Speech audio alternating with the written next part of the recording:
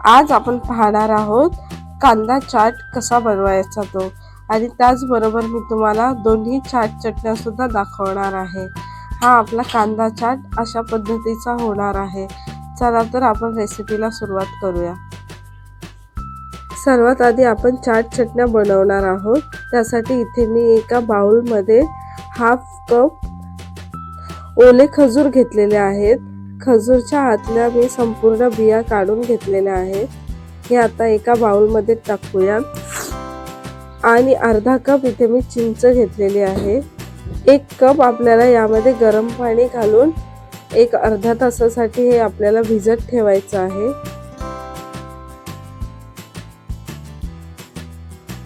खजूर आणि चिंच भिजेपर्यंत आपण हिरवी चटणी बनवून घेऊ। एका मिक्सरच्या भांड्यामध्ये इथे मी एक मूठ कोथिंबीर स्वच्छ धुवून घेतलेली आहे। 15 ते 20 पुदिन्याची पाने घ्यायची आहेत। 2 ते 3 लसूण पाकळ्या, अर्धा इंच आल्याचे मी असे तुकडे करून घेतलेले आहेत, हे घालून घेऊया। 2 ते 3 हिरव्या मिरच्या आणि 2 चमचे इथे मी डाळवा घेते। 1 चमचा जिरा पावडर, 1 चमचा चाट मसाला, चवीनुसार मीठ घालून घेऊया। अर्धा चमचा साखर, 1 चिमूट हिंग, हाफ कप पाणी घालूया आणि अर्धा लिंबाचा रस घालून घेऊया।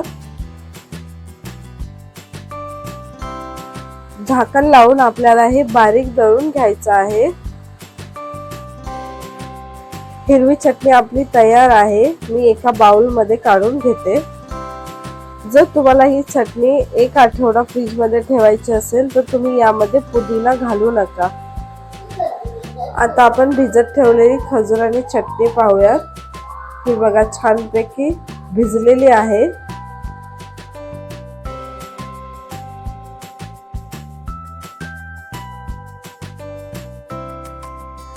आता हे चिंच आणि खजूर आपण एका मिक्सरच्या भांड्यात पाण्याबरोबर घालून घेऊया।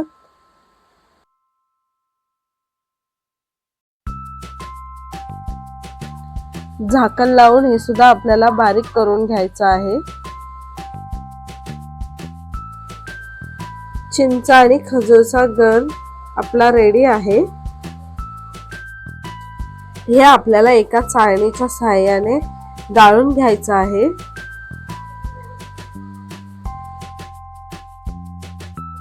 याच मिक्सरच्या भांड्यामध्ये थोडेसे पाणी घालून आपण तो संपूर्ण गर घालून घेऊया आणि अशा चमच्याच्या सहाय्याने आपल्याला हे व्यवस्थित असं गाळून घ्यायचं आहे।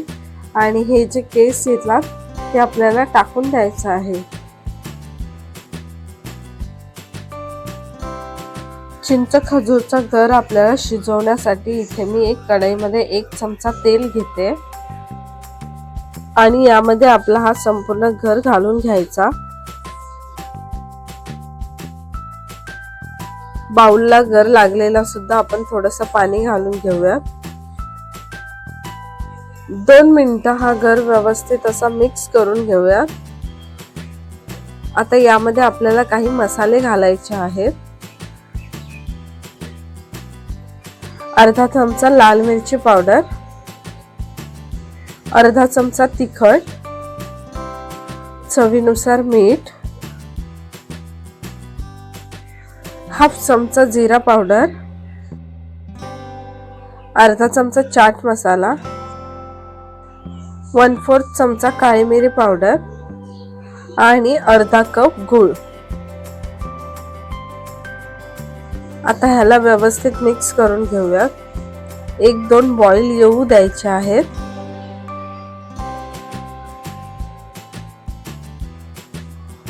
चटणीला छान बॉईल आलेला आहे।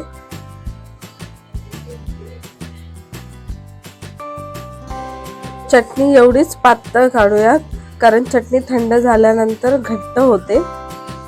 आता ही चटणी आपल्याला थंड करून घ्यायची आहे। त्यासाठी इथे मी बाजूला ठेवून देते।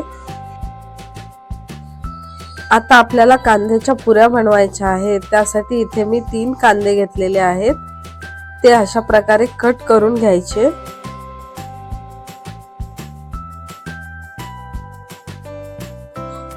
आणि कांद्याचे वरचे भाग जे आहेत ते आपल्याला वेगवेगळे करून घ्यायचे आहेत.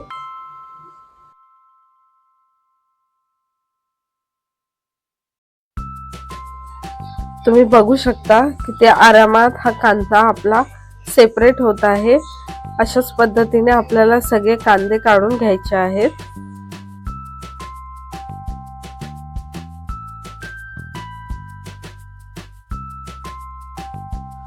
इथे मी संपूर्ण कांदे वेगवेगळे करून घेतलेले आहेत. आता हे आपण एका बाउल मध्ये काढून घेऊयात.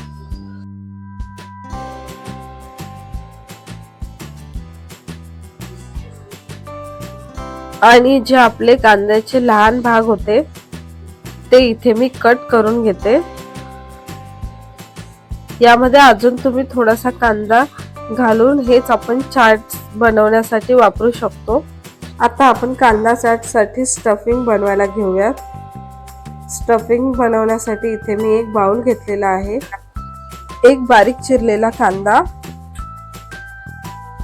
2 बारीक चिरलेले टोमॅटो, 2 चमचे बारीक चिरलेली कैरी, 1 बारीक चिरलेली हिरवी मिरची आणि 2 बटाटे मी उकडून स्मॅश करून घेतलेले आहेत. ते घालते. चवीनुसार मीठ, 1 चमचा चिली फ्लेक्स घालून घेऊया, अर्धा चमचा चाट मसाला, 1/4 चमचा काळी मिरी पावडर, अर्धा चमचा जिरा पूड आणि अर्धा लिंबाचा रस घालूयात. आता हे सगळे मसाले आपल्याला व्यवस्थित एकजीव करून घ्यायचे आहेत. व्यवस्थित असं मिक्स करून घेऊयात.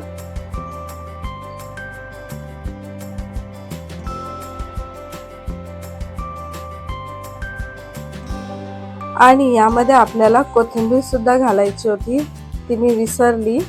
आता मी घालून घेत आहे. तर हे आपण व्यवस्थित एकजीव करून घेऊयात. आपल्या चाटसाठी चटपटीत स्टफिंग तयार आहे.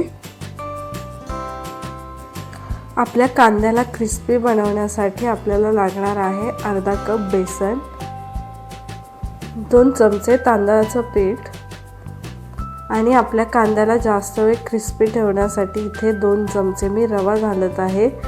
आणि चवीनुसार मीठ घालूयात. 1/4 चमचा गरम मसाला, 1/4 चमचा लाल तिखट, 1/4 चमचा जिरे पावडर, 1/4 चमचा हळद. हे सगळं एकत्र एकजीव करून घेऊया.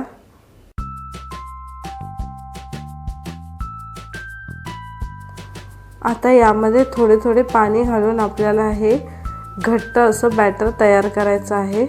जास्त हे घट्ट पण नको आणि जास्त पातळ पण नाही झालं पाहिजे. अशा पद्धतीने थोडे थोडे पाणी घालून आपण हे बॅटर रेडी करून घेऊया.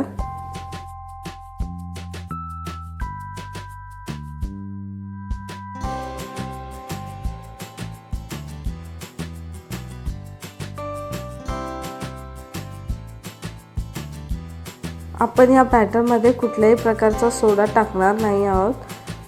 हे आपण अशा पद्धतीने 2 मिनिटं छान असं मिक्स करून घेऊया.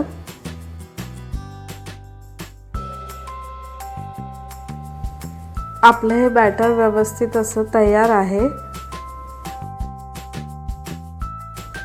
आपल्याला हे बॅटर फक्त 10 मिनिटं झाकून ठेवायचं आहे. 10 मिनिटं झालेली आहेत. हे मी जे कांदे कट करून घेतलेले आता या बॅटरमध्ये घालूयात. व्यवस्थित आपल्याला हे कोट करून घ्यायचं आहे. सगळ्या बाजूंनी बेसन लागलं पाहिजे आणि एक्स्ट्राचं बेसन आपण असं अशा पद्धतीने काढून घेऊया. इथे मी तेल मध्यम गरम केलेलं आहे. यामध्ये एक एक आपल्याला बेसनमध्ये बुडवून कांदा सोडायचा आहे. गॅसची फ्लेम आपल्याला मध्यम आचेवरच ठेवायची आहे. मध्यम आचेवरच हे आपल्याला फ्राय करून घ्यायचे आहेत. जर तुम्ही फास्ट गॅसवर जर हे फ्राय केलात तर कांदा आतून तुमचा कच्चाच राहील आणि वरतून फक्त ते लाल लाल दिसेल.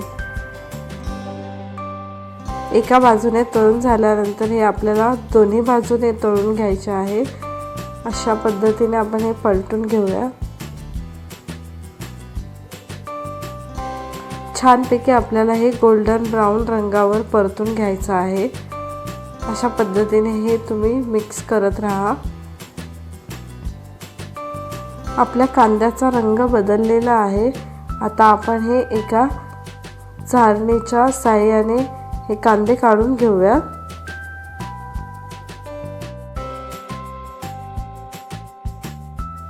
थोडे याच्यातनं संपूर्ण तेल निघाल्यानंतर आपण हे एका चाळणीमध्ये काढून घेऊया। परत एकदा उरलेले कांदे अशा पद्धतीने टाकून आपण फ्राय करून घेऊया। ही रेसिपी खरंच खूप छान होते, तुम्ही नक्की ट्राय करा। तुम्हाला पुऱ्या वगैरे आणाव्या लागणार नाही, तुम्ही ही रेसिपी सारखी घरात कराल। आणि जर तुम्हाला ही रेसिपी आवडली असेल तर नक्की एक लाईक करा आणि तुमची रेसिपी कशी झाली हे मला नक्की कमेंट करून कळवा। आता आपण कांद्याचा चाट बनवायला घेऊयात। इथे मी जितके कांदे बसतील तेवढं मी काढून घेत आहे।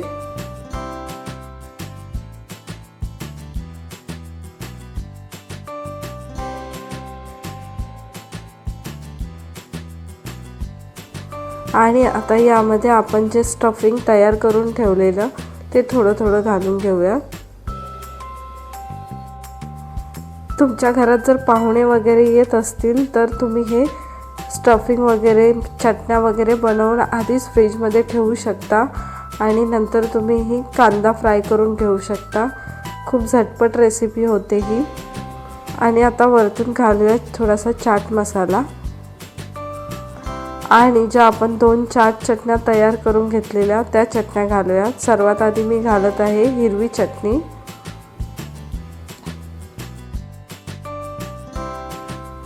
आणि आता घालूयात रेड चटणी। तुम्ही हवं तर यावरती थोडंसं दही सुद्धा घालू शकता आणि घालूयात थोडीशी बारीक शेव। जर तुम्ही चॅनलवर नवीन असाल तर तुम्ही चॅनलला सबस्क्राईब करा, लाईक करा, तुमच्या फ्रेंड्सबरोबर ही रेसिपी शेअर करा आणि रेसिपी कशी वाटली हे मला कमेंटमध्ये नक्की कळवा। रेसिपी माझी शेवटपर्यंत बघितल्याबद्दल तुमचे खूप खूप धन्यवाद।